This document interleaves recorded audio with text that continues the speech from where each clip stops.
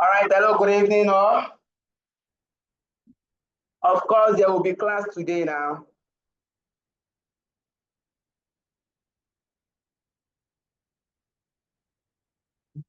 All right, tonight, we are going to a new topic.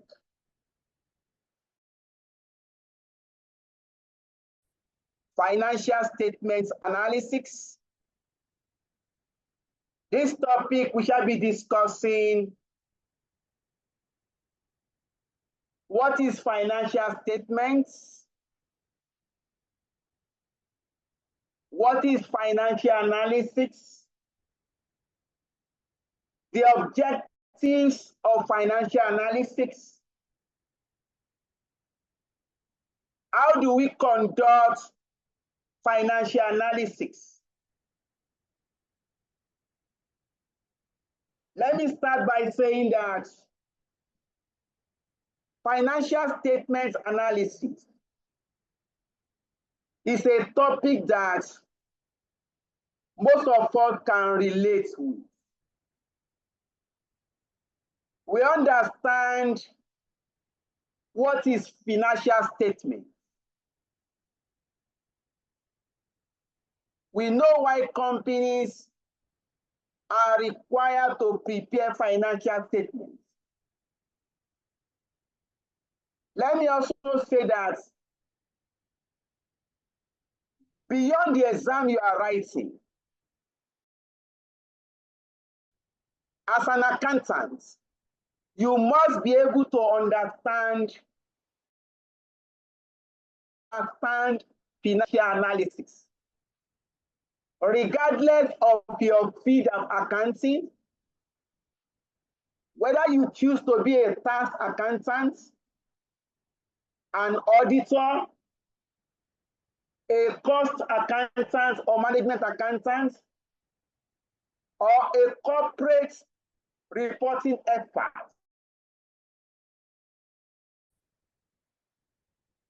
you must understand how to carry out share analysis. Now let's go to the business. We are only going to have a very few explanations. What is financial statements? Financial statements. These are statements prepared by companies, usually at the end of the financial year, to show the company's financial performance as well as the company's financial position. Let us repeat that. Financial statements. These are statements prepared by companies, usually at the end of the financial year, so as to show the companies. Please, can you mute? Elia, please, can you mute?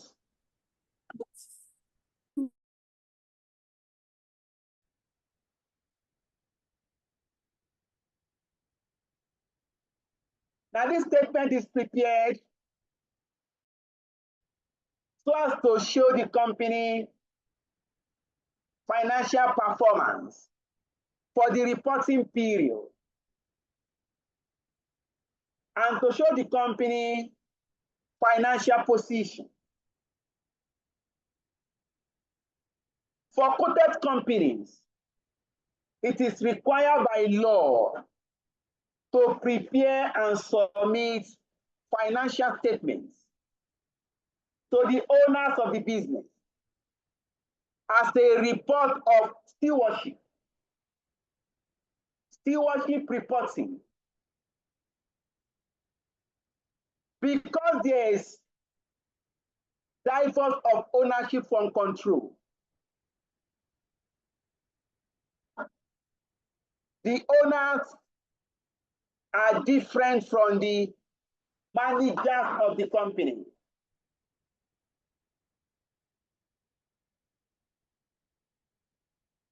The owners have hired managers to manage the company's affairs on a daily basis.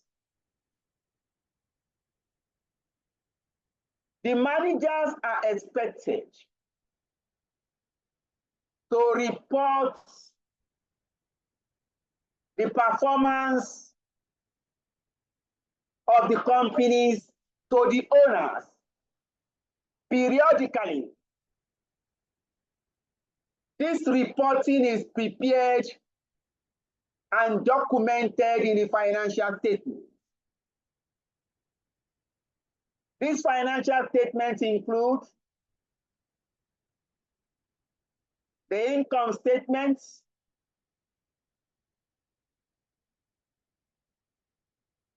the statement of financial position, the cash flow statements, and other relevant statements as required by law. Now, companies prepare financial statements. Next discussion. What is financial analysis? And how do we carry out financial analysis? Financial analysis is the evaluation of the firm's past financial performance and its prospects for the future.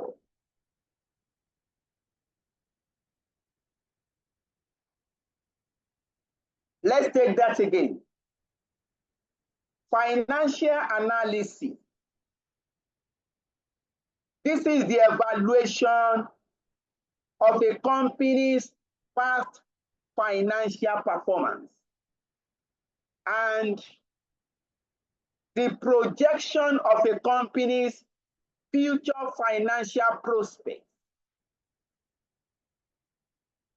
This analysis involves the analysis of the income statements, the analysis of the statement of financial position, and the analysis of the cash flow statement.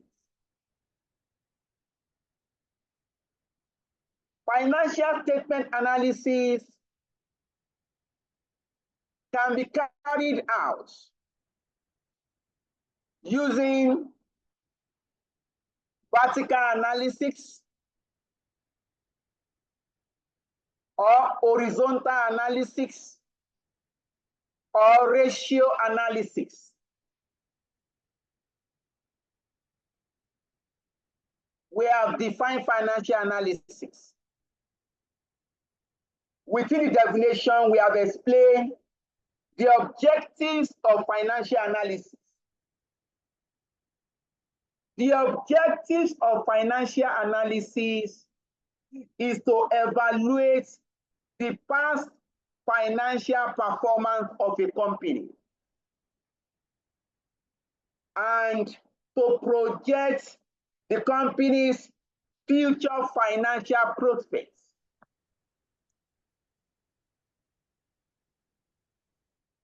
At any point in time, you are required to carry out financial analysis. There are two things you are likely to address. One is you are likely to evaluate a company past financial performance, or you are likely to project a company's future financial prospects. Now, how do we carry out financial analysis? You have three ways. You have three instruments that can be used to carry out financial analysis. One is that you can carry out horizontal analysis. Horizontal analysis is also known as trend analysis.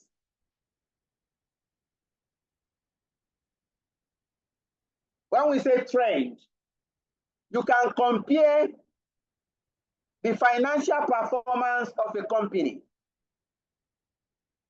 between year 1 and year 2, year 2 and year 3. You can look at the trend for 5 years. Usually, a company will submit 5 years financial summary. This is to allow analysts to carry out trend analysis. You compare year 1 financial performance with year 2 financial performance, with year 3 financial performance, with year 4 financial performance. This is what we refer to as trend analysis or horizontal analysis. In some textbooks, it is referred to as line by line analysis. Line analysis.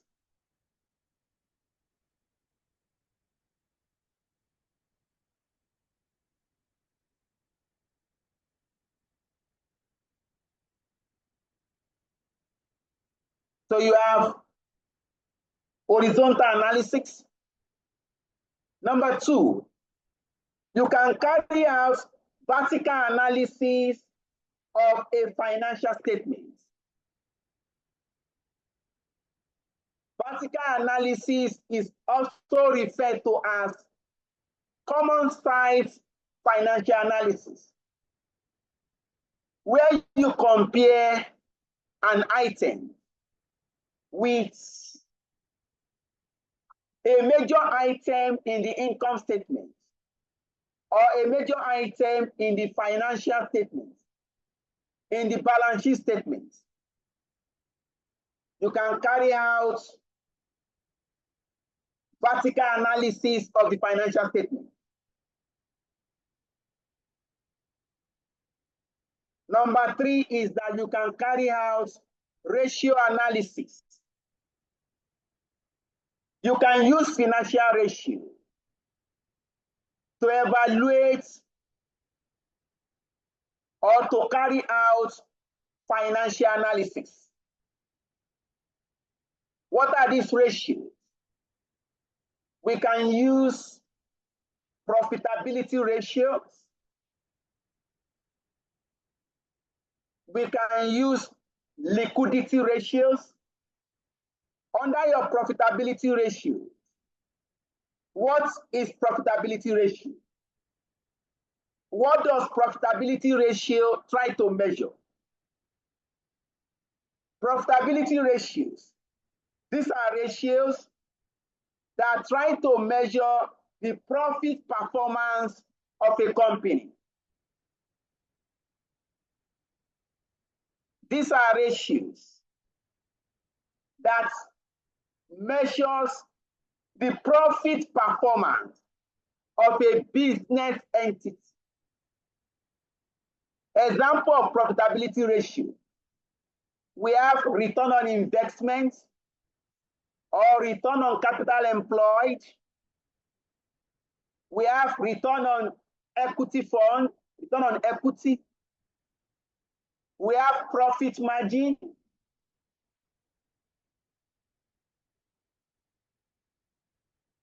We have liquidity ratio. Liquidity ratio, these are ratios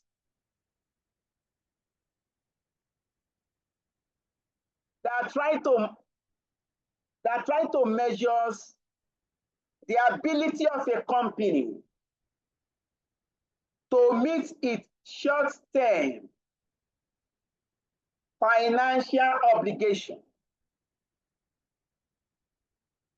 as they become due. Let's repeat that. Liquidity ratios. These are ratios that measures the ability of a company to meet its maturing its maturing short-term financial obligation.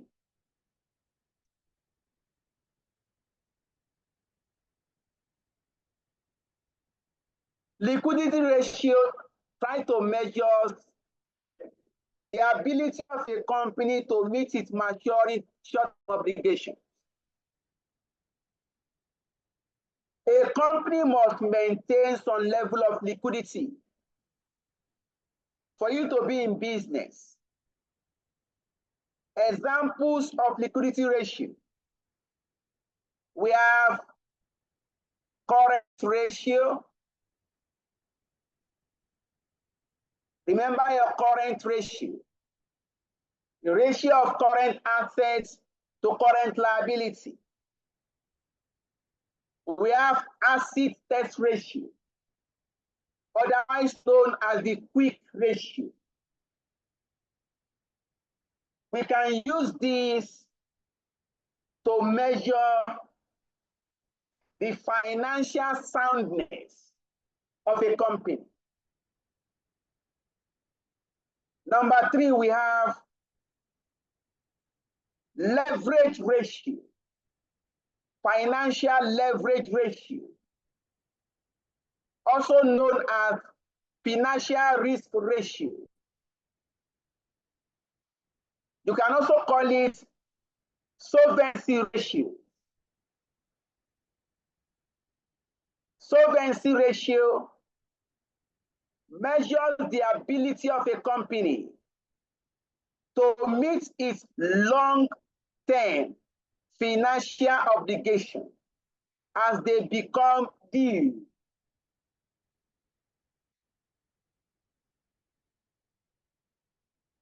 Under the solvency ratio, we have debt ratio. Your debt ratio is calculated as total liabilities divided by total assets.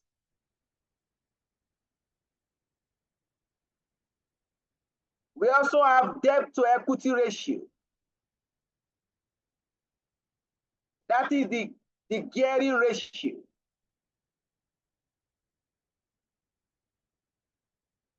Under the solvency ratio, we also have the interest cover ratio. We can use this to assess, these ratios can be used to assess a company level of financial risk, the extent to which a company is exposed to financial risk.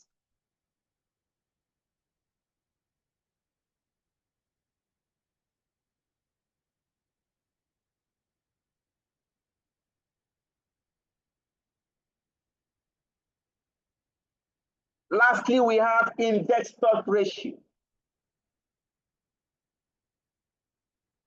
Lastly, we have the investor ratio. Investors ratios, these are ratios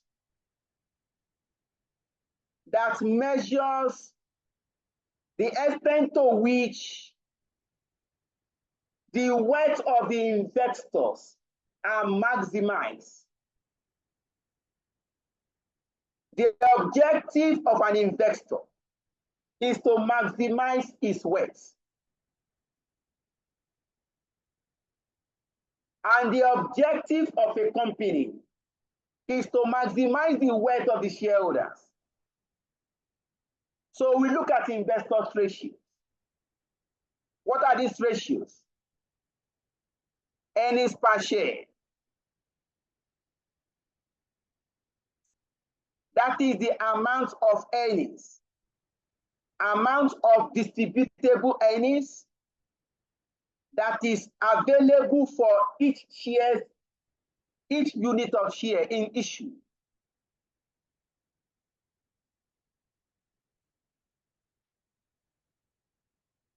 We also have the price earning ratio.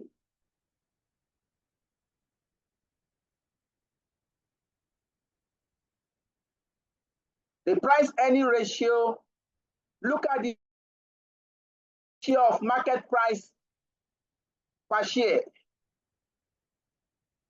to the shares. It compares the market value of a share to the earnings generated from that share. It's an important ratio. If the price earning ratio is high, it's an indication that the investing public consider the company in favorable light. If you compute your price earning ratio and the value is high, it's increasing, it's an indication that that company will generate higher earnings at future periods. Investors have confidence in the company that this company will generate higher earnings at future periods.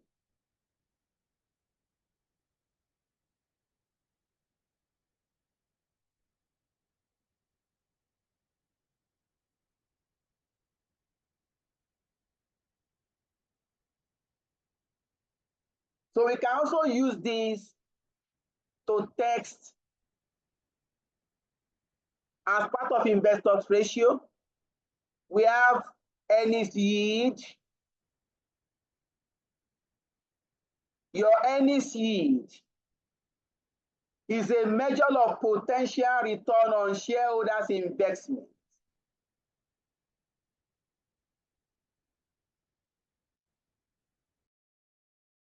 One minute.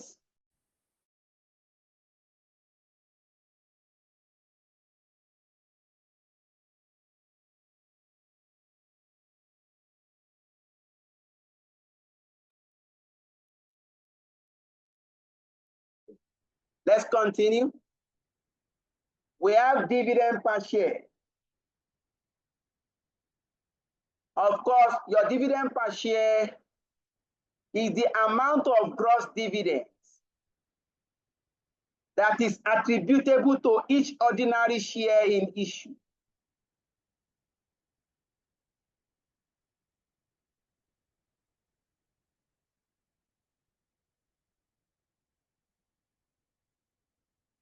You have dividend payout ratio. Your dividend payout ratio is the percentage of companies' distributable profits that is being paid to shareholders in the form of dividends.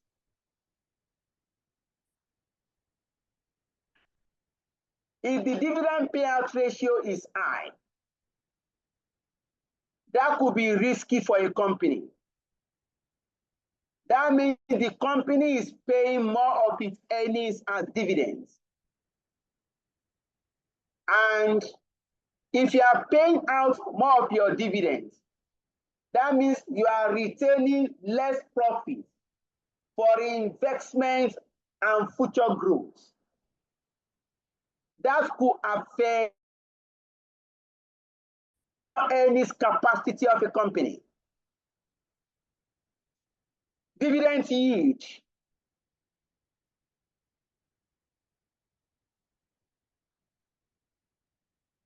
Dividend yield is a measure of the actual return on shareholders' investment. Essentially, dividend yield is the cost of equity of a company. Dividend yield is computed as the market price per share divided by, dividend per share divided by market price per share. Lastly, we have dividend cover ratio. That is the number of times the company's profits covered dividend payments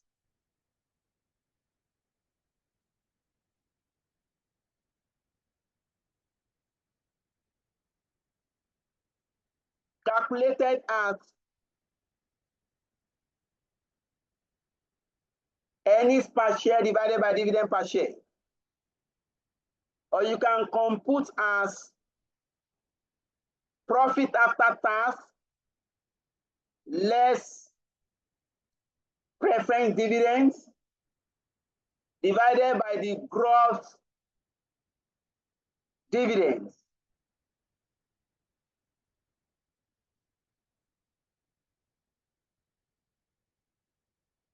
All right. We have explained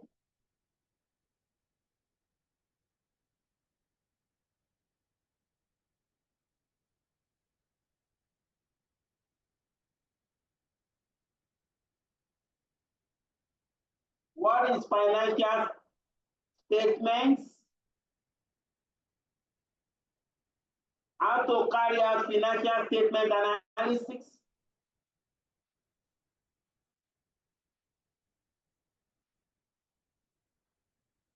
we have explained the various ratios. Any question, please?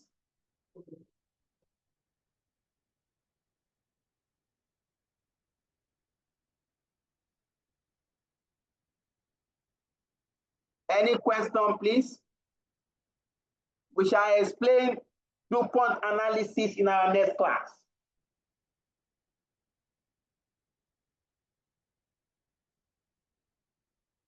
Let us put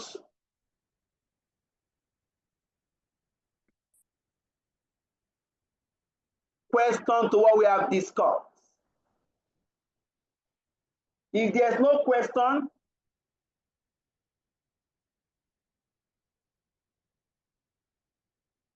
you can go to your study pack.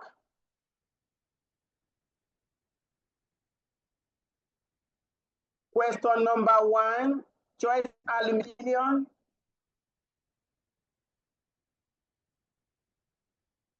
That should be page 133 or thereabout, I'm not sure.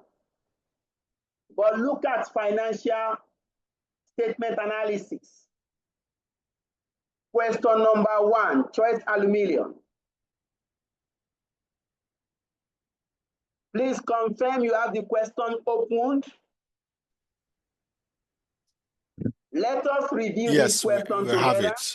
It's page 148. Page 148. Page 148. Page 148, question 1. Page 148, question 1. All right, let's go to the question together. Please, we encourage you to open this question on our system.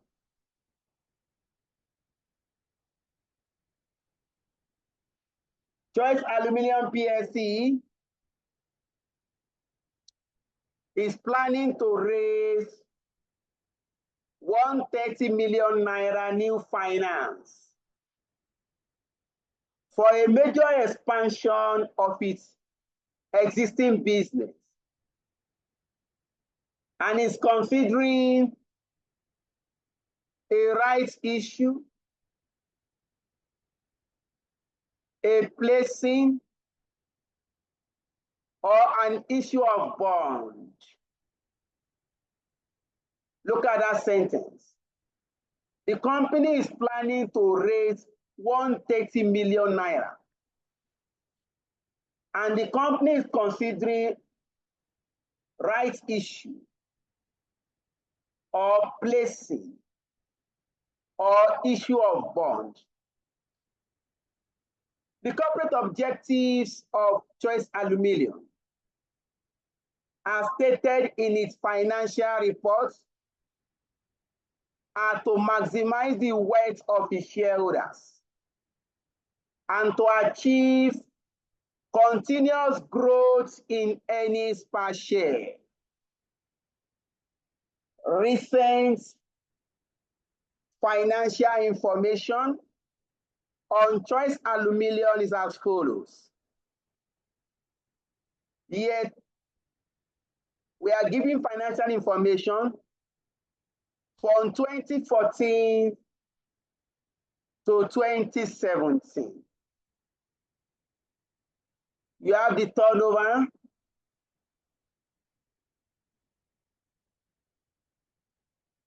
You have the earnings before interest and tax.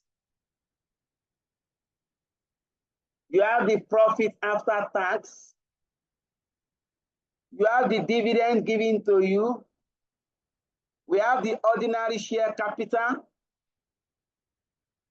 We have the reserves, 8% bond, and we are giving the share price. Next. The par value of the shares of CA is 1 naira per share. That means the current market price per share, sorry, the price per share is 1 naira. The nominal value per share is 1 naira.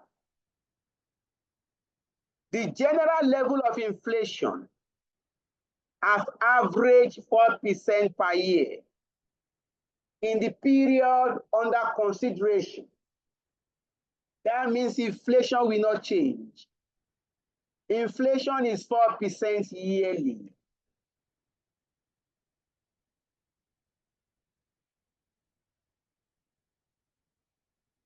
The bond of CA are currently trading at their par value, 100 naira. That means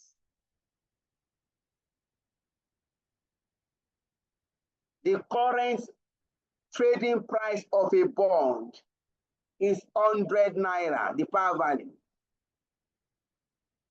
Values for the business sector of Choice Aluminium. That means you are giving value for the industry sector where Choice Aluminium belongs to. Average return on capital employed for the industry is 25%. Average return on shareholders fund for the industry is 20%. Average interest cover ratio for the industry is 20 times. Average debt to equity ratio, in bracket, market value basis, is 50%.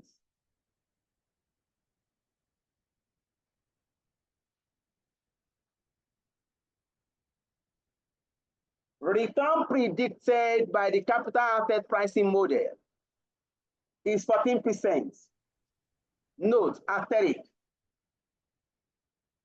Our return on capital employed is calculated as earnings before interest and tax divided by closing total capital employed.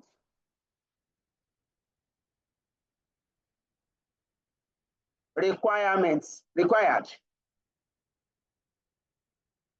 A. Evaluate the financial performance of Choice Aluminium. Comma. Analyze and discuss the extent to which the company has achieved its stated objectives of 1, maximizing the wealth of the shareholders, and 2, achieving continuous growth in earnings per share.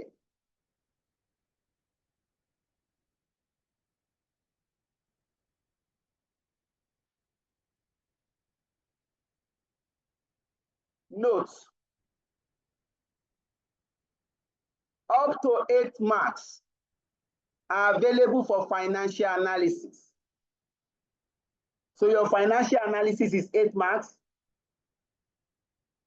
Your evaluation and comment is 10 marks. That part A is allocated 18 marks.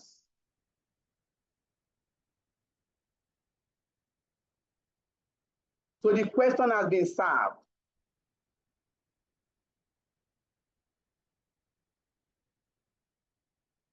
If you look at this question is an applied question.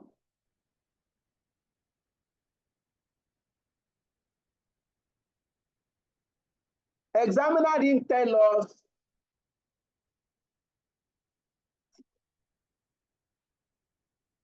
the ratio to be computed.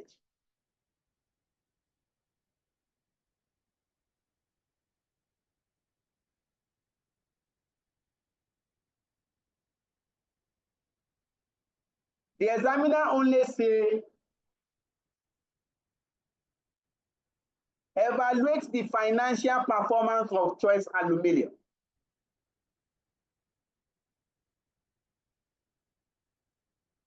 In this case, we need to ask ourselves, what are the ratios to be computed based on the information given to us in the question that can tell us or that can provide guidance to be able to evaluate the financial performance of the company. What are the ratios? We can go back to that financial data. You are giving turnover from 2014 to 2017. You can compute growth in turnover. Percentage growth in turnover will tell us the extent to which the company is improving its turnover.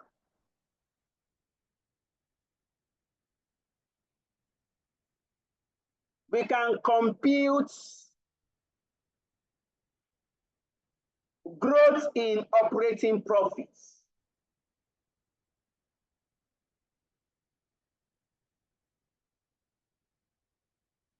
This will give us an indication of the percentage growth in the company's operating profits. If your operating profit is growing, that could be an indication of a good financial performance. If your revenue is growing, your revenue is represented by turnover. If your revenue is growing, that could be an indication of a good performance, a good financial performance. So what we are trying to say is,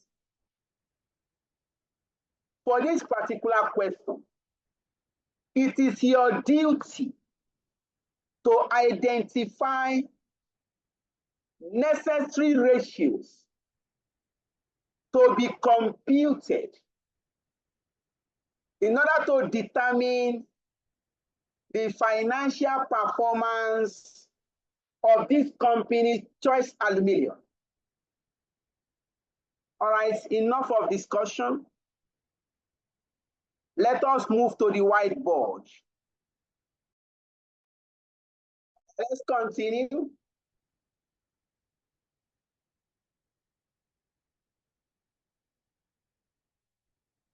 Financial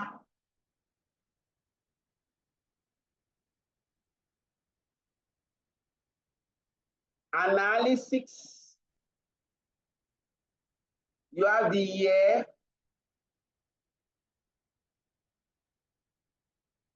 2017, 2016, 2015, and 2014. We start with percentage growth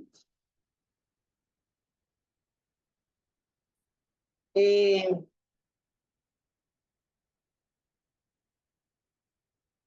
turnover. Please, we don't have luxury of time.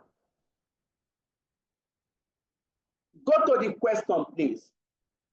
Compare 2014 turnover with 2015 turnover.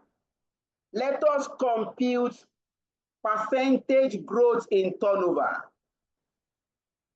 How do we do this? I can move down a bit. Look at what to do, please. Working one. Percentage growth in turnover. 2015 and 2014. In 2015, turnover was 19.1. In 2014, turnover was 16.8.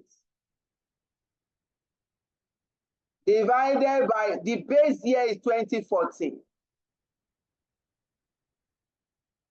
16.8. Multiplied by 100. This will give you growth in turnover between 2014 and 2015. Please compute. In percentage? Yes, please. 13.7%. Approximately 14%. Move to 2016 and 2015. Turnover in 2016, 24 million. In 2015, 19.1 million. The base year is 2015, 19.1. What is the percentage growth in turnover? 26%. 26%. Then compare 2017 and 2016.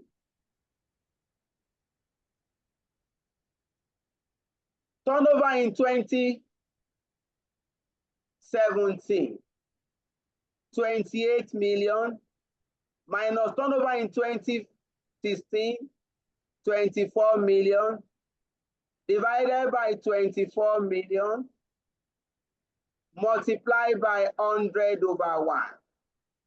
What is the growth in turnover? 16.7. Approximately 17%. Then you can compute what we call geometric growth in turnover. Please look at it. Geometric average growth in turnover. This is equal to, you are going to pick up the percentage. We have 14% plus 26% plus 17%. Please compute the average divided by 3. That is called geometric growth, geometric average growth in turnover. Please compute. What do you have? That should be like 19%. It's 19%. What do you have? 19. 19%. Then you can return to your financial analysis. State your figure.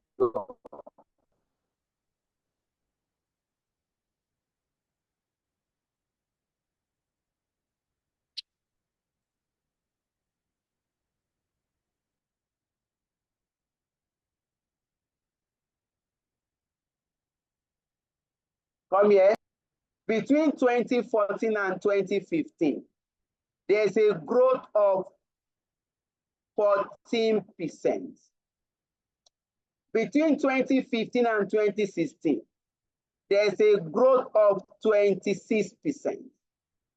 Between 2016 and 2017, there's a growth of 17%. We now look for the geometric average. Geometric average. This is equal to 19%. Please, this geometric average will not be placed under any year. It's because of space. What you are doing now is what we call horizontal analysis of the financial statement. You are comparing 2014 results with 2015 results, with 2016 results, with 2017 results. You can also do percentage growth in earnings before interest and tax. That will take you to working two.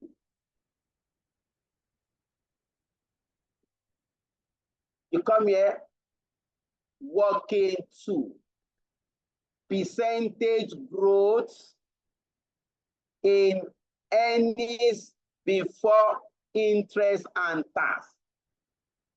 You pick 2015 and 2014.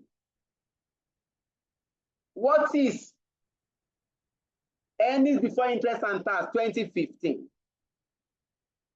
7.5 million minus 6.8 million divided by 6.8 million. Please compute growth in operating profits. Move to 2016 and 2015. Operating profit 2016, 8.5 million minus 7.5 million divided by 7.5 million multiplied by 100. Let's compute. Pick 2017 and 2016. Earnings before interest and tax 2017, 9.8 minus 2016 figure, 8.5 divided by the base year, 8.5. Please compute. Hello? The first one, 14 to 15, 10%. 10% growth.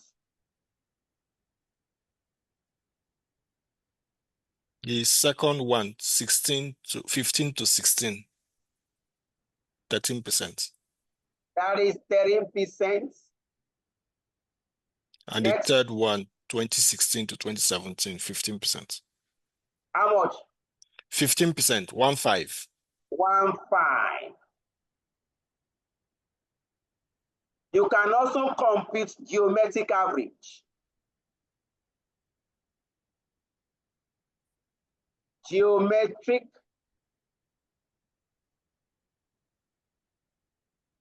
average growth. Hello, sir. Yes, ma'am. Please, this a geometric average growth. What does it mean? Right. Now, the geometric average growth, that is the annual average growth in revenue or profit. It is computed when you have figures in percentage. Is it the same thing as average growth? Yeah, is it the same thing as compound annual growth rates? Compound compounding annual growth rates. Yes, So that I don't miss it. okay. For geometric average growth, what you look at is if you are giving percentage for year 1, year 2, year 3, and you want to look for that average, because those figures are in percentage, we compute geometric average growth. That is the annual average growth in profits or in revenue, depending on the geometric average you are looking at, the item. So you pick a figure here, 10% plus 13% plus 15%. We now divide by 3 because we have 3 years. We are only able to compute 3 years growth rates for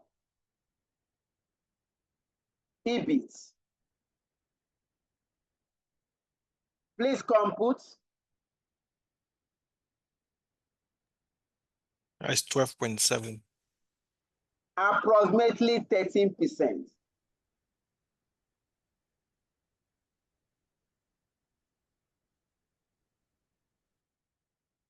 That's approximately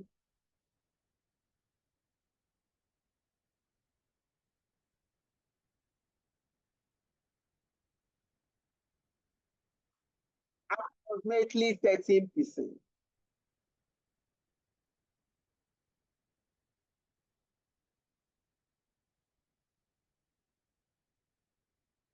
Okay. Yes. Please note, the geometric average growth is also the compound annual growth rates. Yeah. It's also the compounding annual growth rate. I just try to reconfirm that.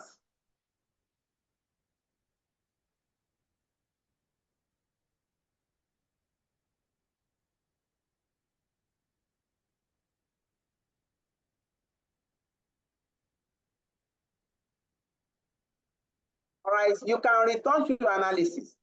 Let me also say that I'm doing this computation in class to aid understanding. In your exam, you can just use your calculator to be computing and be putting your figure to the analysis. Because in the exam, you are not likely to have luxury of time. I hope that point is well taken.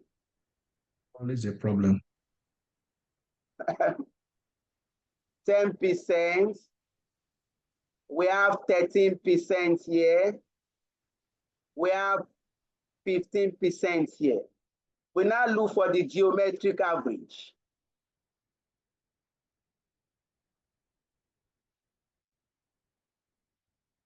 This is equal to average of 13%, right? Yes. If you look at it, if you are to interpret this to a layman, you can say that, look, this company's revenue grow at an average rate of 19% annually. For the years under consideration, Choice Aluminum revenue grow at the rate of 19% annually on average. You can also say that Choice Aluminum operating profit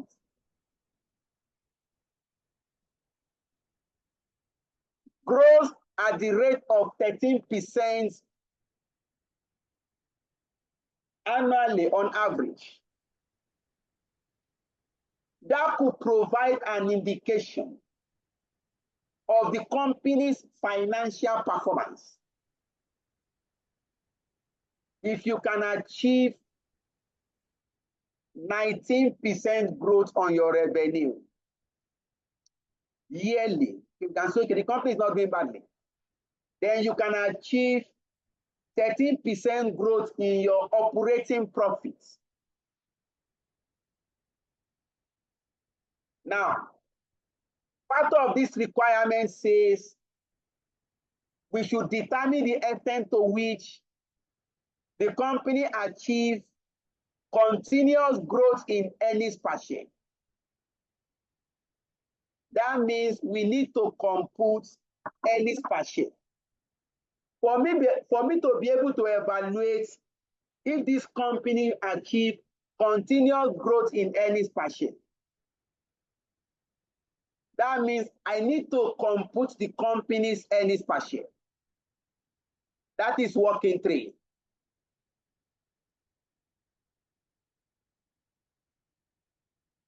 Earnings per share. Earnings per share. Remember the formula for earnings per share. The profit after tax less preference dividends, if any, divided by number of ordinary shares. So we can come here. Hello, sir. Yes, ma'am.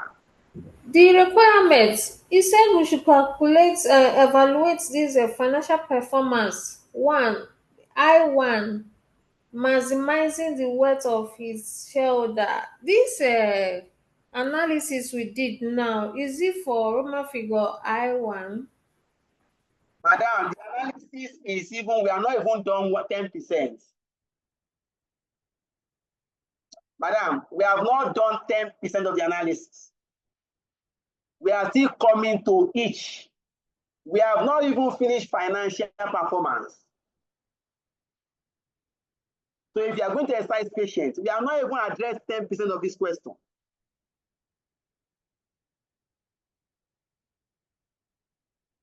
So we have up to like 10 to 11 ratios to be computed.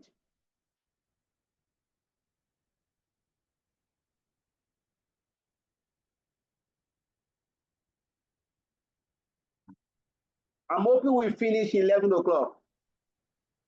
For a poultry, 8 marks. What do you say, sir? I say for a poultry, for a very poultry, 8 marks, small 8 marks. Oh, actually, it's 18 marks. So. No, they said the calculation of the ratios alone is 8 marks. Yeah, the analysis. Is 8 marks. The analysis is now 10 marks, yes. So all this calculation is 8 marks. So, but what the examiner expects you to do is that you're not, because you are explained, that's why we are taking time. In exam, you won't take this time.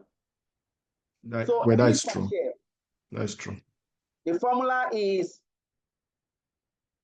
our EPS is equal to profit after tax divided by number of ordinary shares.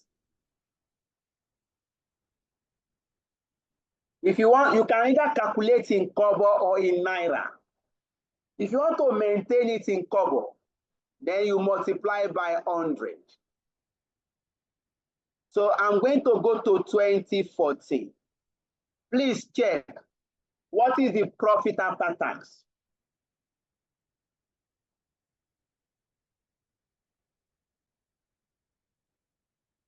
$3.6 million. 0.6. Yeah. What is the number of ordinary shares in 2014?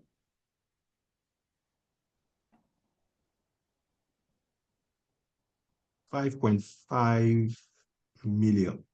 5.5 million shares. Because nominal price per share is 1 naira. Yeah. So if you divide 5.5 million naira by 1 naira, number of ordinary shares is 5.5 million.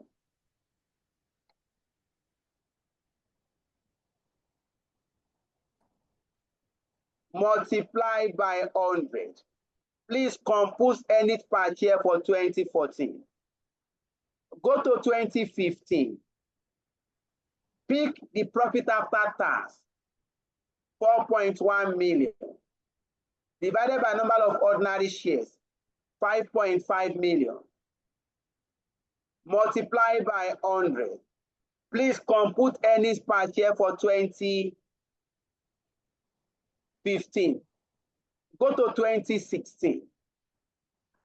Pick your profit after tax, 4.7 million. Divided by number of ordinary shares, 5.5 million. Multiply by 100. Please compute earnings per share for 2016. Go to 2017. Pick the profit after tax, 5.5 million.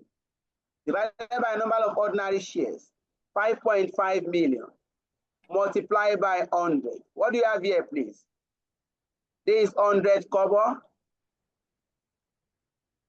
This is 85 kobo. This is 75 The first kobo. one is 65 kobo. The first one is 65. 2014 is 65 kobo.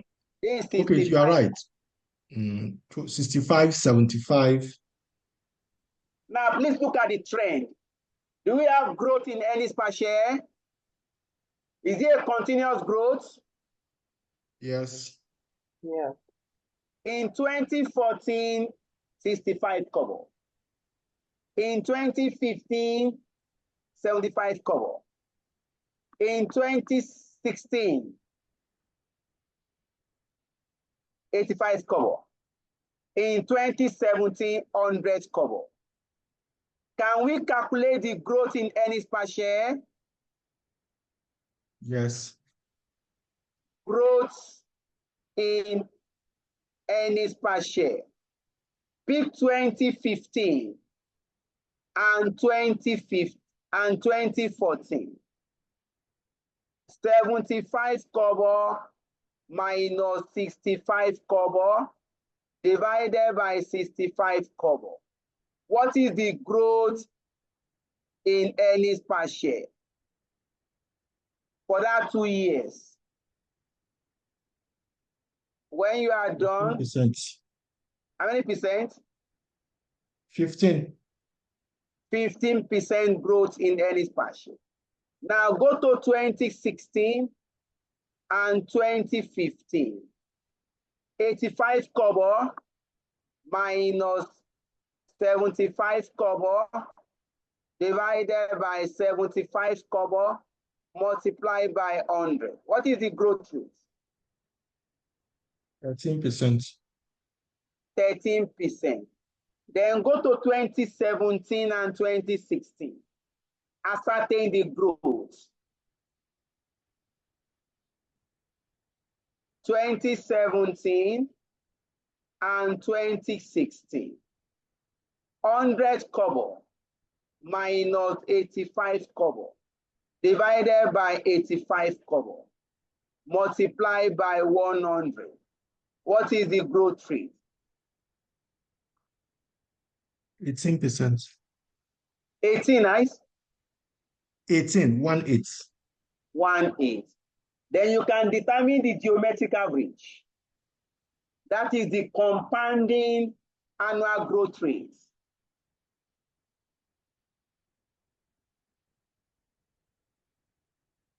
The geometric average growth in EPS. 15% plus 13% plus 18%. Please divide by 3.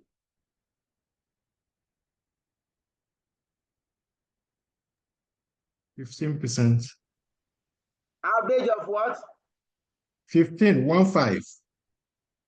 So what you are saying is that on average, this company is achieving 15% growth in earnings per share. That means we can argue that the company has achieved its objective of continuous growth in earnings per share. When you get to your comment section, you can argue that this company has achieved its objective of continuous growth in earnings per share. Next, part of the question says we should evaluate the extent to which the wealth of the shareholder is maximized. Part of the question says we should evaluate the extent to which the wealth of the shareholder is maximized. Now, please ask yourself individually, what constitutes wealth to shareholders?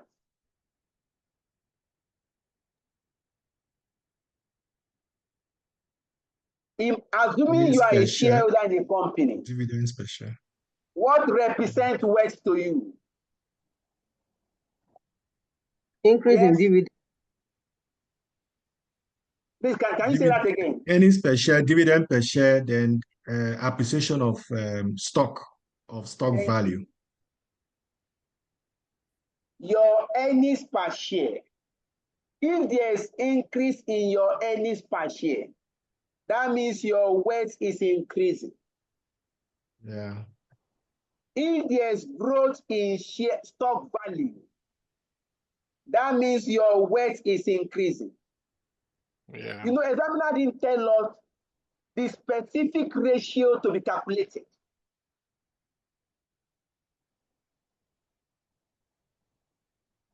It is now left for you to try to interpret the question.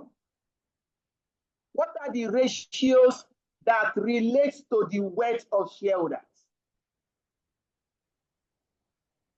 I need to compute dividend per share. Dividend per share relates to the wealth of shareholders. I'll go back to our analysis. Of course, all this information, all this working will be reported in your analysis.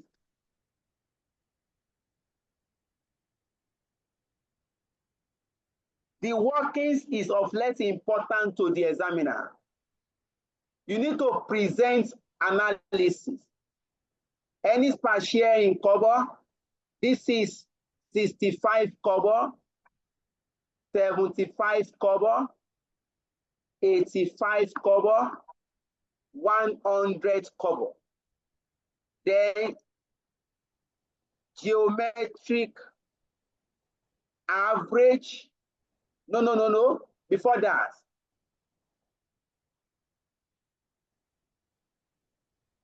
percentage growth in earnings per share. I will now show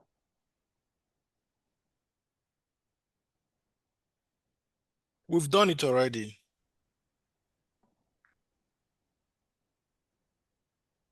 percentage growth in EPS.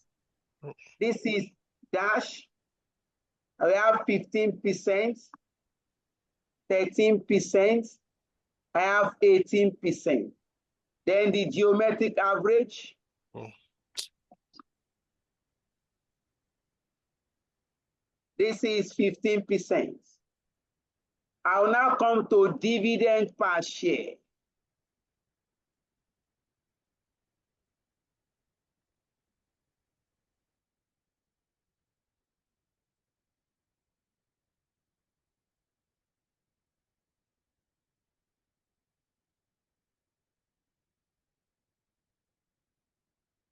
My working number 4. Dividend per share is computed as the gross dividends, my working 4,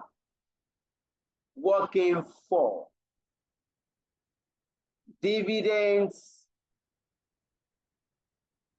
per share.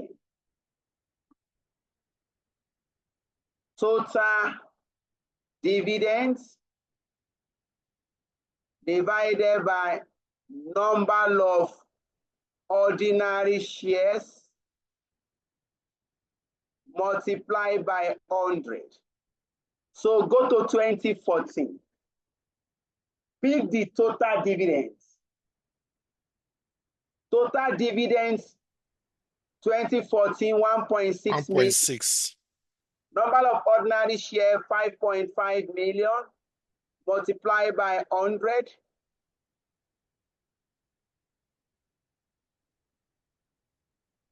(2015) total dividend 1.6. Number of ordinary share 5.5 million multiplied by 100. This will give you 29 kobo. 29 kobo. Go to 2016.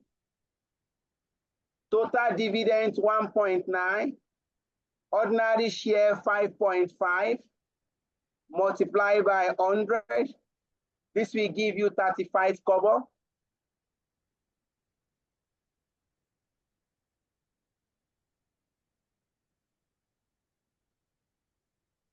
Move to 2017. Total dividend 2.2 million. Ordinary share 5.5 million multiplied by 100. This will give you 40 kobo. Now look at the trend in dividend per share. Do we have growth?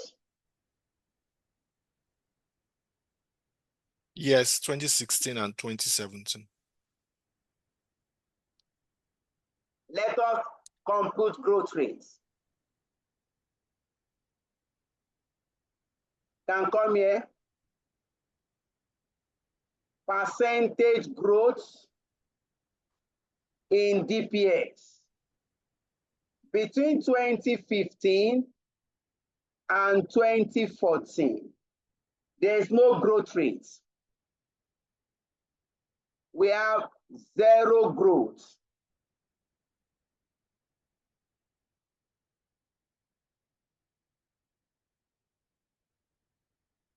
Between 2016 and 2015, dividend 35 kobo minus 29 kobo divided by 29 kobo multiplied by 100.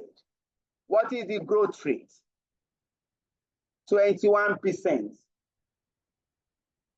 Between 2017 and 2016, dividend 40 kobo minus 35 kobo divided by 35 kobo.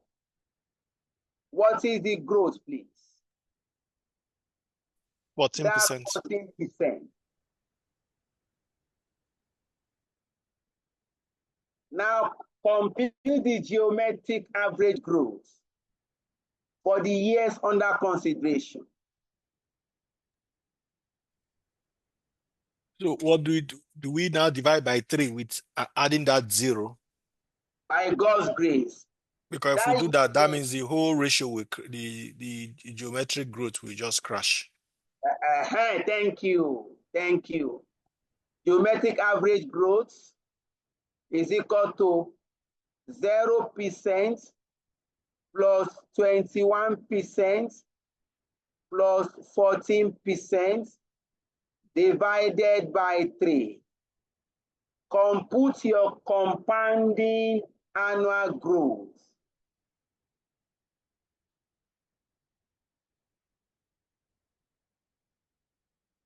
What do you have, please?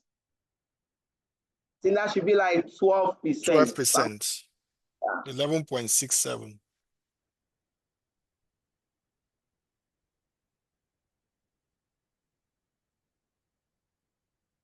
So when you are done, you go and fill the information.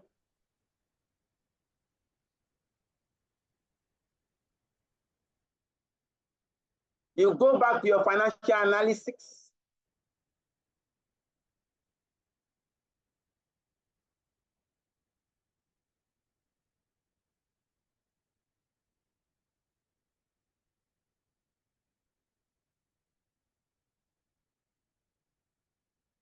Dividend per share, 29 kobo in 2014, 29 kobo in 2015, 35 kobo in 2016,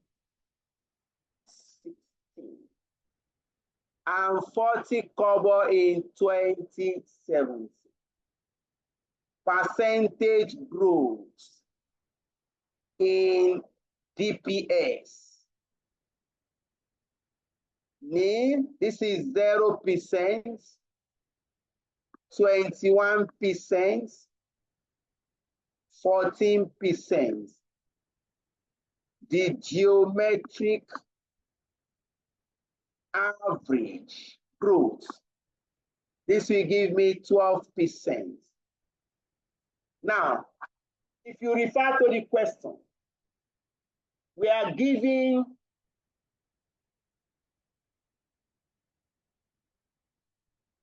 values for the business sector of Choice Aluminium. We are giving return on capital employed.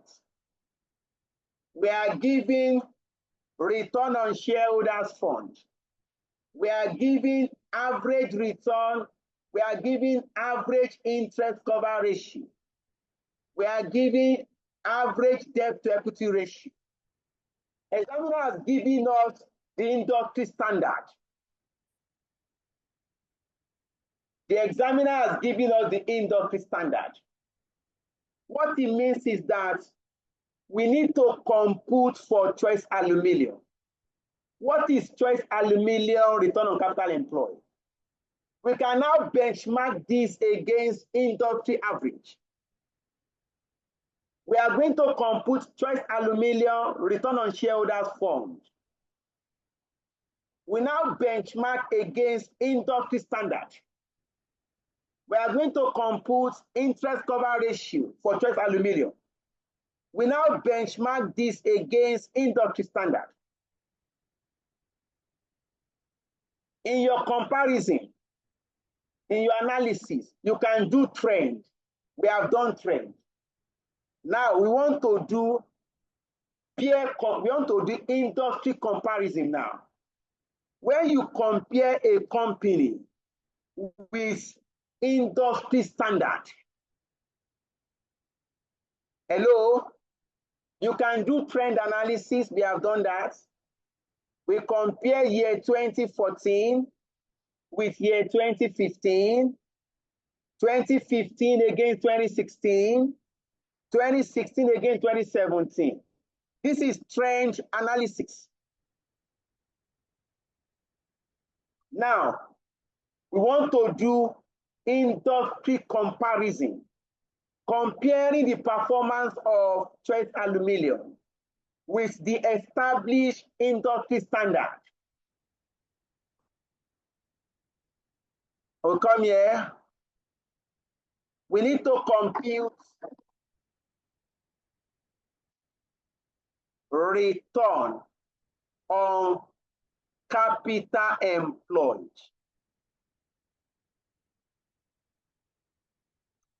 That will take us to working 5.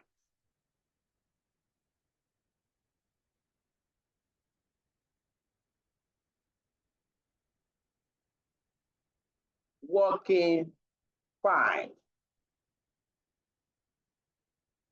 Calculation of return on capital employed. The formula as stated by the examiner, return on capital employed is equal to earnings before interest and tax divided by closing total capital employed. Then in percentage, multiply by 100. What is total capital employed? Your total capital employed is shareholders fund plus long-term debt. Capital employed means capital that has been used in the business. Capital contributed by the shareholders plus capital contributed by the debt holders. This is what we call capital employed. So we come here, our computation, you have your year 2017, 2016, 2015, 2014. I require earnings before interest and tax. Look at the question. Pick this figure, 9.8 million, 8.5 million, 7.5 7.5 million, and 6.8. 6.8 million.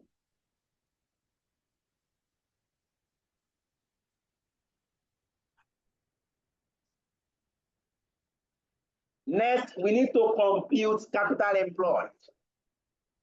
To do that, you are going to pick share capital. Share capital. 5.5 million. 5.5 million. 5.5 million. 5.5 million. Then pick reserves. Reserves.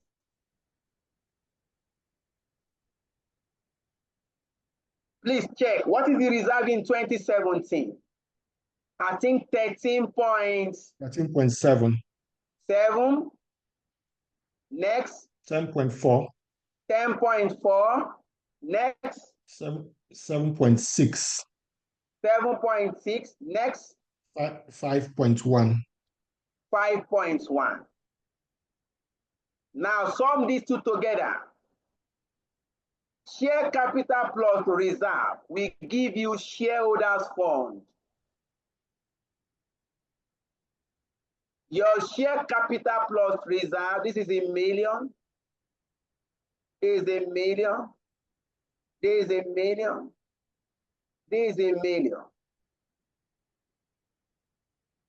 Your share capital plus reserves will give you shareholders fund. We also call it equity funds. Shareholders funds.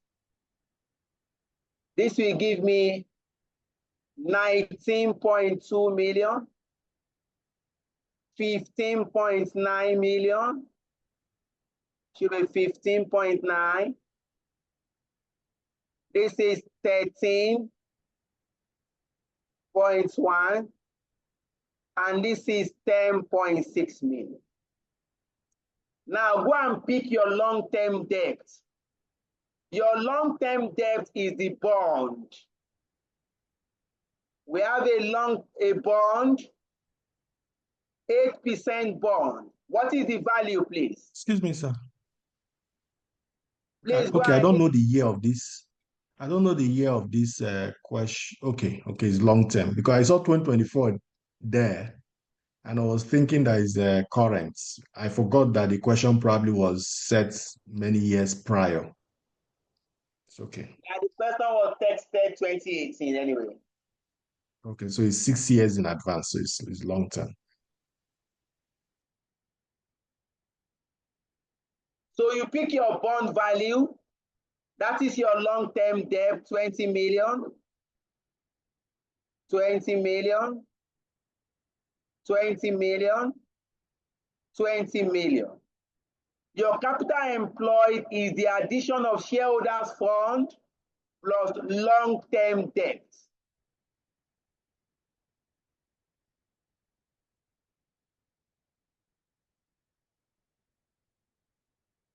total capital employed. This is 39.2 million. This is 35.9 million. This is 33.1 million. This is 30.6 million. You can now compute return on capital employed. Earnings before interest and tax divided by total capital employed. Look at the figure. No, you are too much.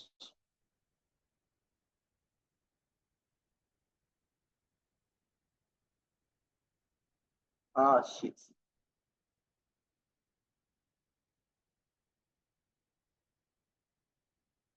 So check 2017.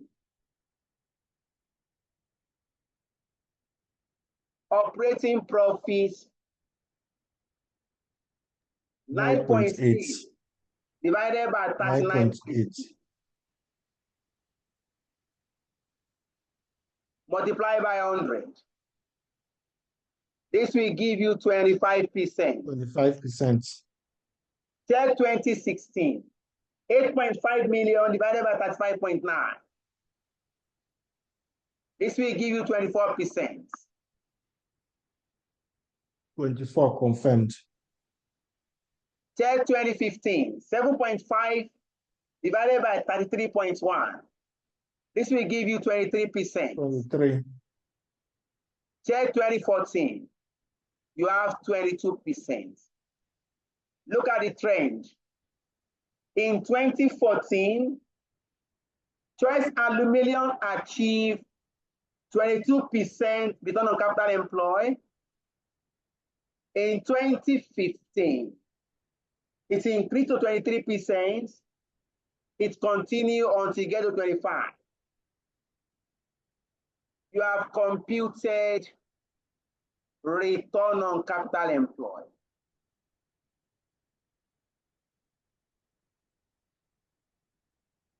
You can return to your analysis now. Look at it. We have for 2017, 25%. For 2016, 24%. For 2023, 22. Please note, you don't need to compute geometric average here because you have been given the industry average. Please note, you don't have to compute geometric average here because the examiner has given us the average for the industry standard. We are going to benchmark this against industry average. Next, compute return on shareholders fund. Return on shareholders fund. That's the shorting form. Because of space. Please, what is the formula for calculating return on shareholders fund?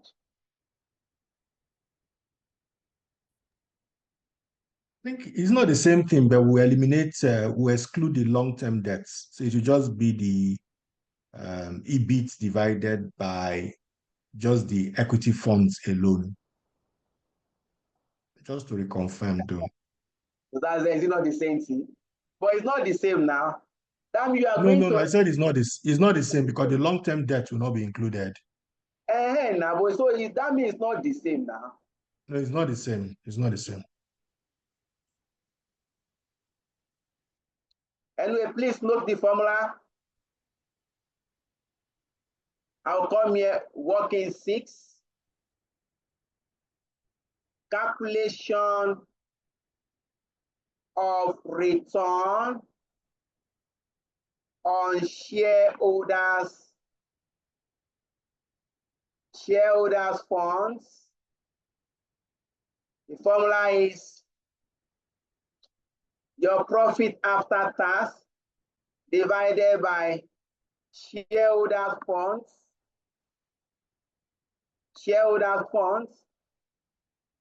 then in percentage multiplied by 100. So open your schedule, year 2017, year 2016, year 2015, year 2014. Pick the profit after tax. Here we have 5.5 million. Here we have 4.7 million. Here we have 1.2 million. Here we have 3.6 million. Then pick shareholders funds. We have computed, Abby. We have done the calculation before.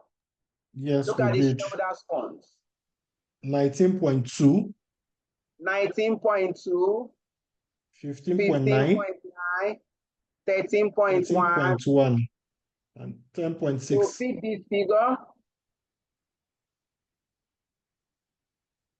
19.2 million, 15.9 million, 13.1 million, 10.6 million. Now, please calculate return on shareholders fund. Profit after tax divided by shareholders fund. Multiply by 100. What do you have, please? This will give you 29%. Please, you can do your working. I'm just trying to manage the time. 30%, 31%, 34%. You observe that this return is falling. In 2014, return on shareholders fund was 34%. In 2015, it becomes 31%. In 2016, it becomes 30%. Then in 2017, it becomes 29%. You can now compare this with the industry standard as given to you by the examiner. You go back to your analysis and documents.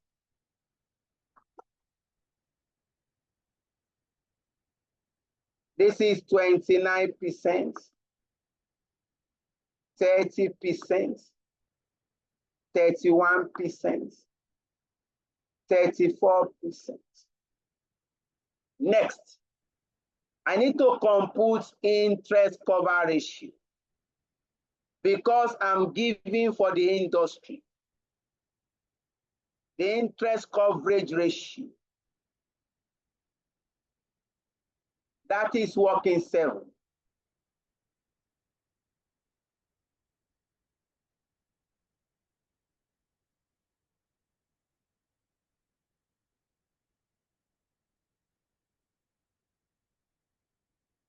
Working 7. Calculation of interest coverage ratio. What is the formula for this? Earnings before interest and tax divided by interest expense. Please don't multiply by 100.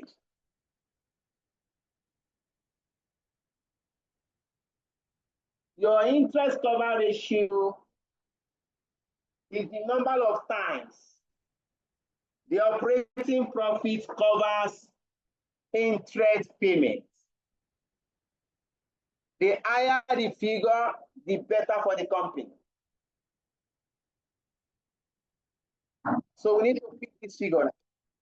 We need to pick these variables. You have your year, 2017, 2016, 2015, 2014.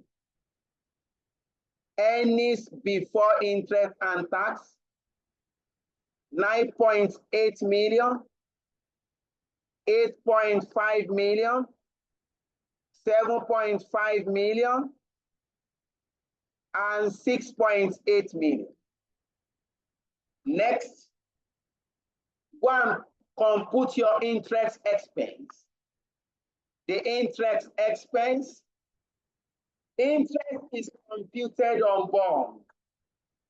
38%. What is the interest rate on the bond? Hello?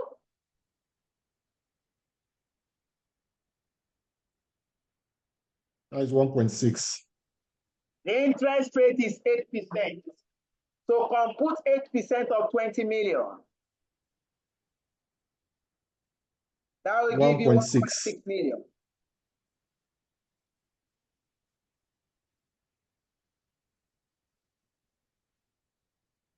$1.6 million, 1.6 million, 1.6 million, 1.6 million. You can now compute your interest coverage.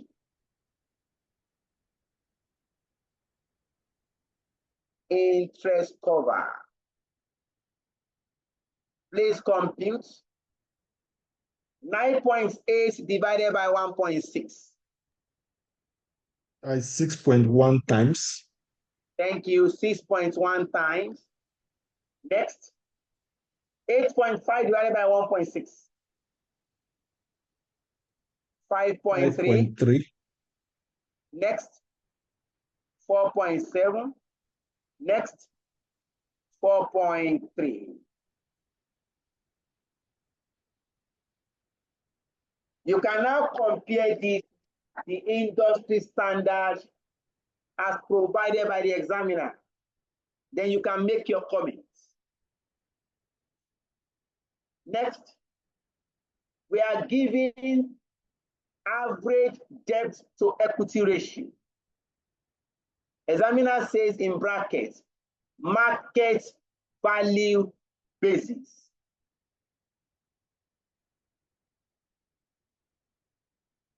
That means you need to compute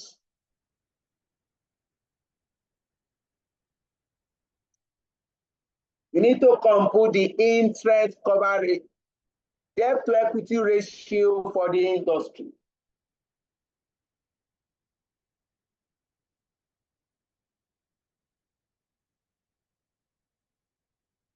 You need to compute debt to equity ratio for the industry.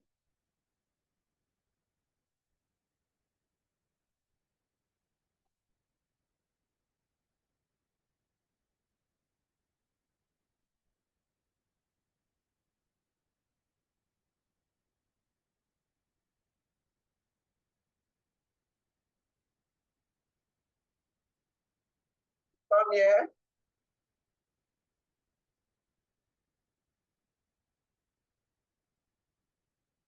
Debt / equity ratio. When examiner says, please be mindful, he said market value basis. That will take us to working aids.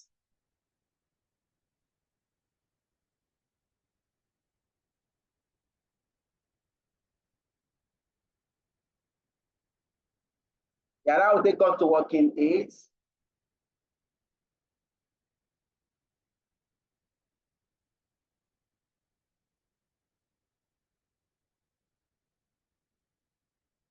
Okay, no, this should be, I'll come here, working aids. calculation of debt / equity ratio using market value basis. Don't forget, you can compute debt to equity ratio using book value basis or market value basis.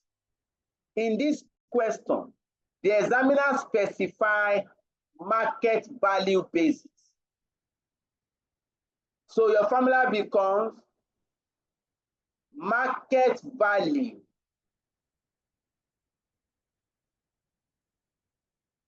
of debt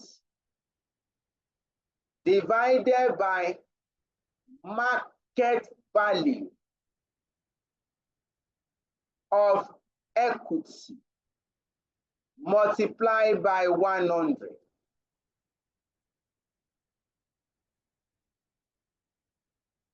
So you are going to compute market value of debt divided by market value of equity. So you come here, your year 2017, 2016, 2015, and 2014. Market value of debt. Our debt in this case is the bond. If you look at the statement you are giving, we are told that the bond value is 20 million naira. That is the book value of the bond. The book value is the balance sheet value or statement of financial position value. In the question, we are told that the bond of Choice Aluminium is trading at its par value of 100 naira. Please refer to the next paragraph after the schedule.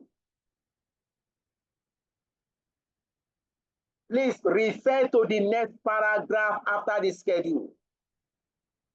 The bond of Choice Aluminium is trading at its par value, 100 naira. What that means is that the nominal value is the same as the market value because the bond is trading at the par value. In this case, the market value of the bond will still remain 20 million. That is the debt, long-term debt. 20 million, 20 million, 20 million, 20 million. This is the market value of the debt. We now go and compute market value of equity.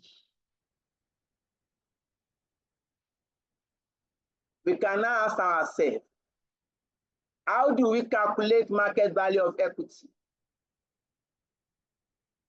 Market value of equity is equal to number of ordinary shares multiplied by market price. Market price per share. Look at the question. What is the market price per share? Look at the share price. That is the last information on the schedule. 8.64. Thank you.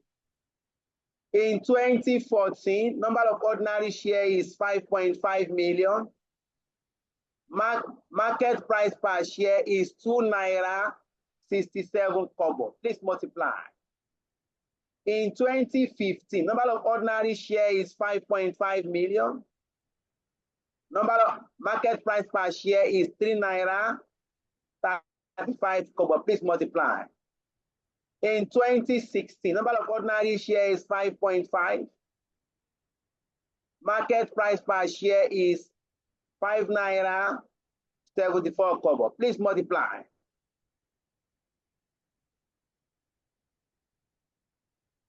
In 2017, number of ordinary share 5.5 million. Market price per share 8.64. Please multiply and let me have this value.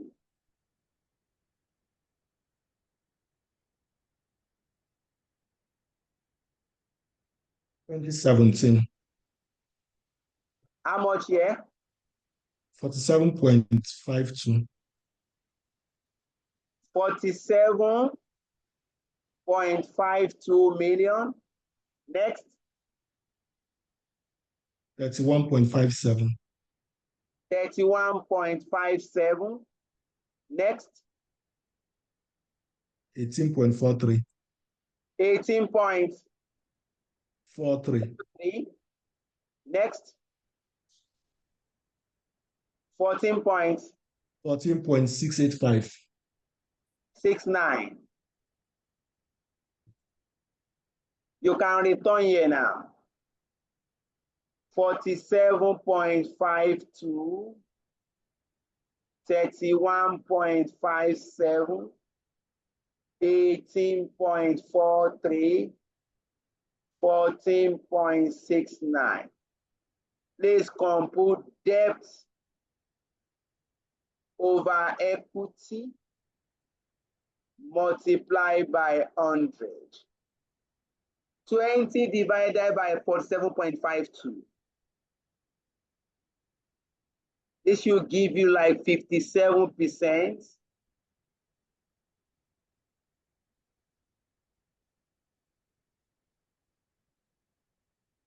This should give you like 36%. This should be like 108. And this is 136%.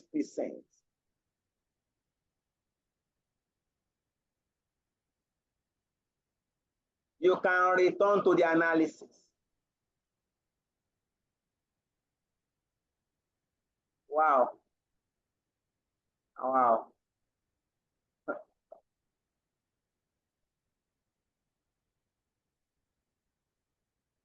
Oh.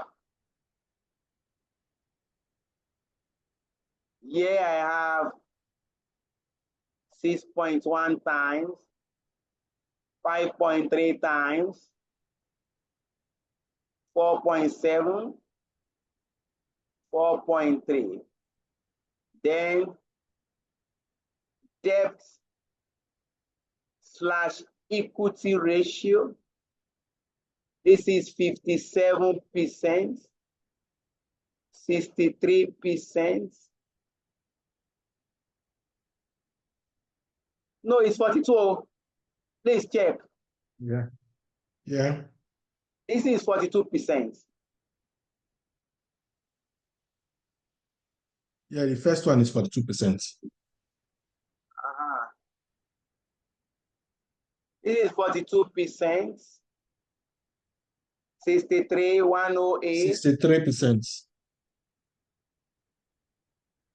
136.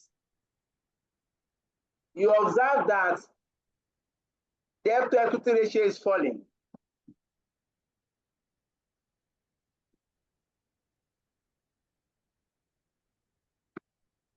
Our last computation. Look at the question. Let me refer you to the question. For the business sector, look at it. Return predicted by the capital asset pricing model is 14%. What is capital asset pricing model?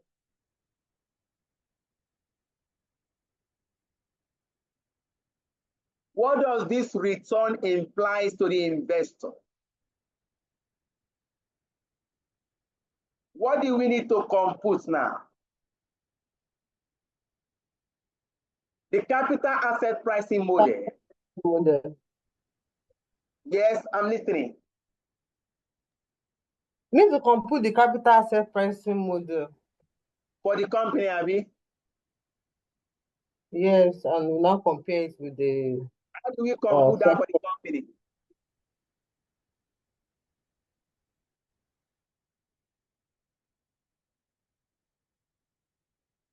If you have to compute capital asset pricing model, that means you require the beta value. You require return on market. Then you require risk-free rate. Risk-free rate. In this question, no risk-free rate. No beta value or beta factor. No return on market. Now, we need to now explain, what does capital asset pricing model measure? This is the CAPM model measures required return to shareholders.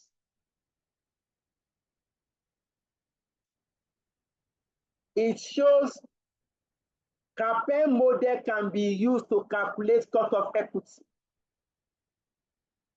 Cost of equity is return on equity. To the company is the cost of equity. To the investor is the return on equity.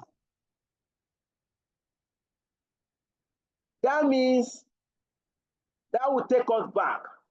What constitutes return to shareholders? Dividends and growth in share value. Examiner says, if you invest in this industry, return predicted by CAPM is 14%. You now ask yourself, what is the total return to the shareholders of Choice Aluminium? Total return to shareholders is the addition of dividends received and growth in share price. Hello? Total return to shareholders is the addition of dividend received and growth in share price. Growth in share price is what we call capital appreciation or capital gain. In this case, we need to compute total shareholders return. That is working number 9. And that is the last computation anyway.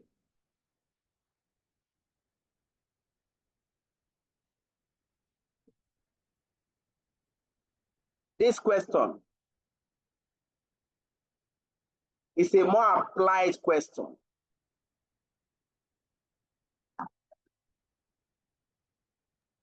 I missed the last comment you made. You said working 9. What are we calculating? Working 9. Calculation of total shareholders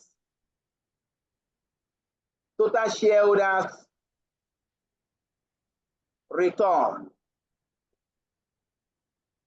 in bracket CSR.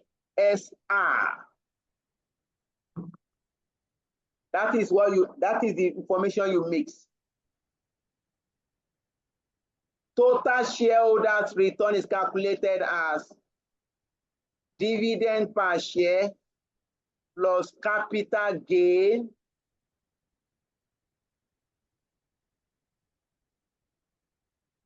divided by opening share price multiplied by 100. Where dividend gain, where capital gain, where capital gain is equal to closing share price minus opening share price.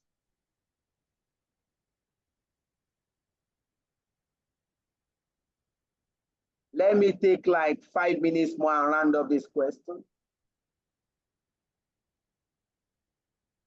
Now come here, you have your year 2017, 2016, 2015, 2014.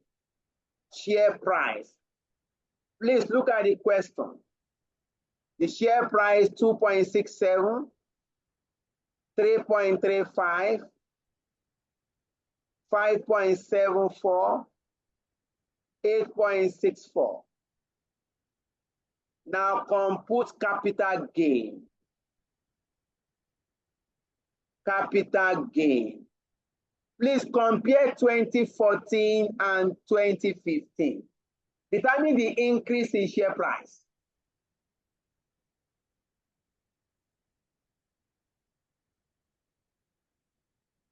This will be 0.68. Compare 2016 and 2015. What is the increase in share price? 2.39. Compare 27. Okay, not in percentage, gross. Okay. And that is in naira amount, the increase. Compare 2017 and 2016. What is the increase in share price? This is 2.90. That is the 0.9. That is what we call capital gain. The increase in your share value between year 1 and year 2, year 3 and year 4. Determine the capital gain. Nothing for 2014. You can now compute total shareholders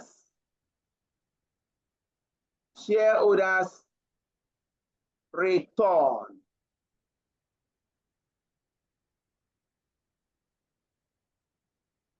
We can compute for 2015. We can't compute for 2014 because we don't have the growth here. But we can compute for 2015. Check the question. Dividend per share 2015. We computed 29 kobo.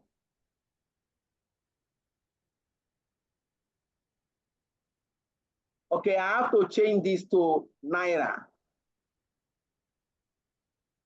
because this growth is in naira.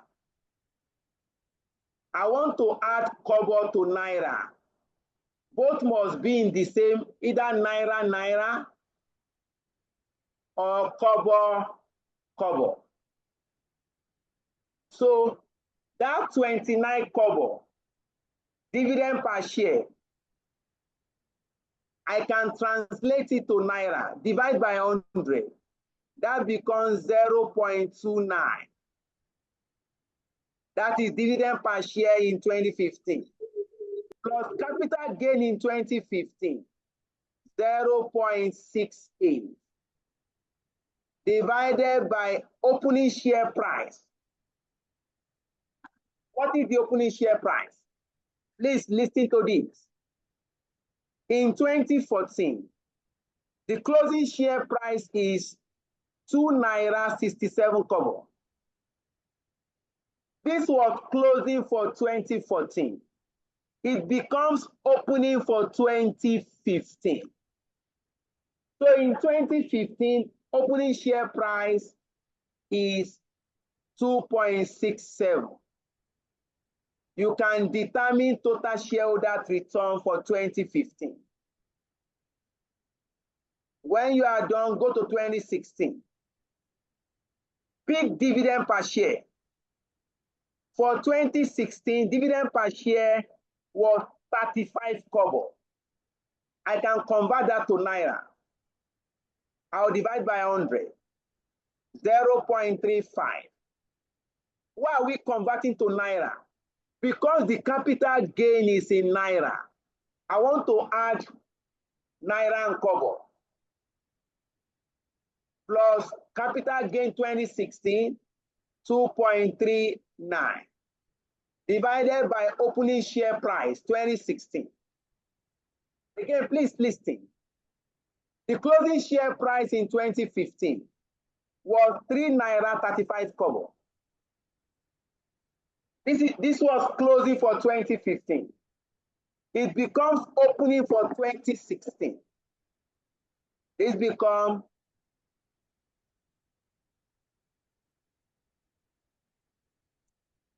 3.35 multiplied by 100. Then go to 2017.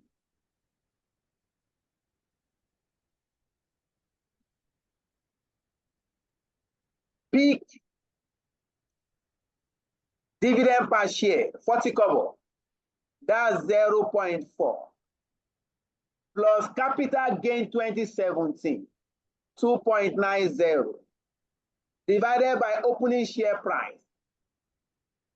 In 2016, closing share price was 5.74. This was closing for 2016. It becomes opening for 2017. Multiply this by 100. Please compute. Please compute. This should give you 36%. This will give you 82%. This will give you 57%. That means total return to the shareholders of Choice Aluminium for 2017 is 57%. While the return predicted by CAPEN for this industry is 14%. Clearly, the wealth of these shareholders has been maximized. Where the company is able to maximize the wealth of the shareholders beyond the industry standard.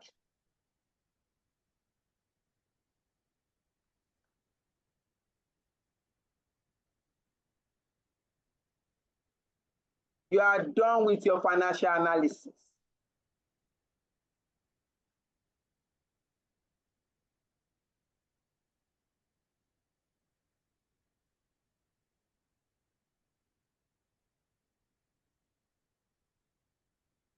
You are done with your financial analysis. Total shareholders return.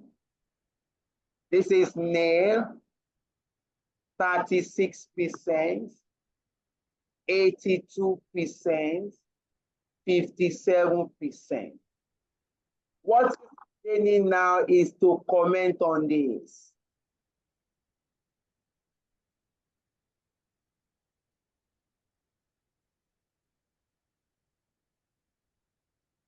What is remaining now is to do your comments on this analysis you have done. Any question, please? Just this working night, can we just look at that, this total shareholders funds? Sorry, total shareholders ratio. It's because your line went up at a point. I know, but I'm coming. Or maybe we can do it because since it's 11:15, maybe we can do it with the next class. No problem. I'm coming to it. Now, when we say total shareholders return, what informed this computation? We are giving return predicted by the CAPM. The return predicted by the CAPM model is 14% for this industry. Return predicted by CAPM is 14%. Now, we now ask a question. What is CAPM? CAPM is used to determine required return on investment. Now, the question says, for this industry, the average return on investments to shareholders should be 14%. We now need to compute total shareholders return. Total shareholders return is the addition of dividends per share plus capital appreciation, growth in share price. Total shareholders return is the addition of dividend per share plus growth in share price. We now state the formula. Look at the formula. DPS plus capital gain divided by opening share price multiplied by 100. Where capital gain is closing share price minus opening share price. So we now compute capital gain.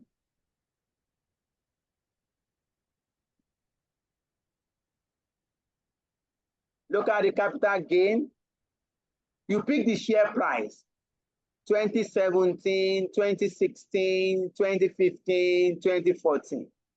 We now look at the increase in share price. Compare 2014 and 2015.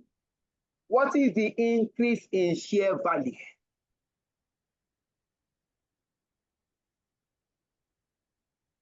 $3.35 minus 2.67. That gave us 0.68. Compare 2016 and 2015. What is the increase in share price? That will give you 2.39, 2 naira 39 kobo. Then compare 2017 and 2016. The increase in share value is 2 naira 90 kobo. You have gotten your capital gain. Next, come and compute total shareholders return. We can't compute for 2014 because we don't have capital gain for 2014. We now move to 2015. Pick dividend per share for 2015. Dividend per share is 29 kobo. We now convert this back to naira. What are we converting? This is given to you in naira, 0.68 naira. And you want to add 29 kobo to it. You need to divide that by 100. That will give you 0.29 plus 0.68. Dividend per share plus capital gain divided by opening share price. We now explain what is opening share price. 2015 opening share price. That is the closing share price in 2014. It was closing for 2014. It becomes opening for 2015. Multiplied by 100. you can compute your total shareholders return for 2015. When you are done, go to 2016. Pick dividend per share, 35 kobo, plus capital gain, 2 naira 39 kobo.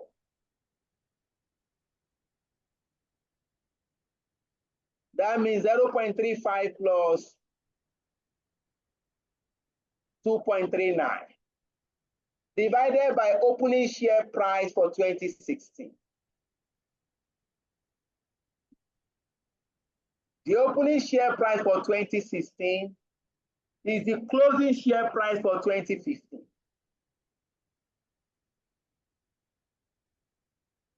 Then compute.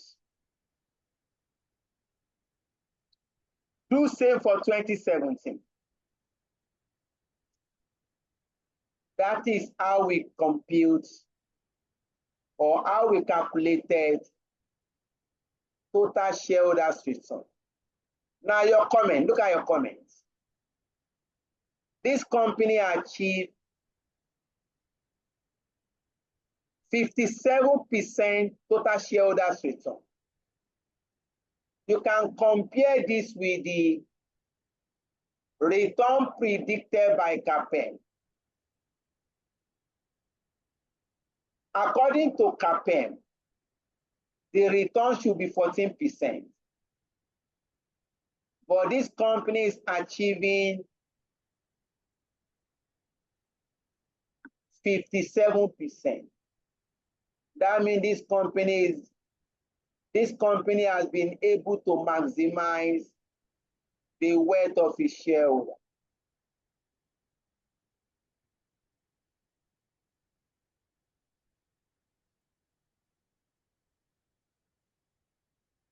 My plan is to stop the class by after 11. Please, after the class, possibly tomorrow or weekend, look at the explanation. Achievement of corporate objective. We have explained it here. Let us go through this. This is the comments you are expected to give the examiner. Sorry, we have taken 20 minutes extra. We need to move out of this classroom. Any question, please?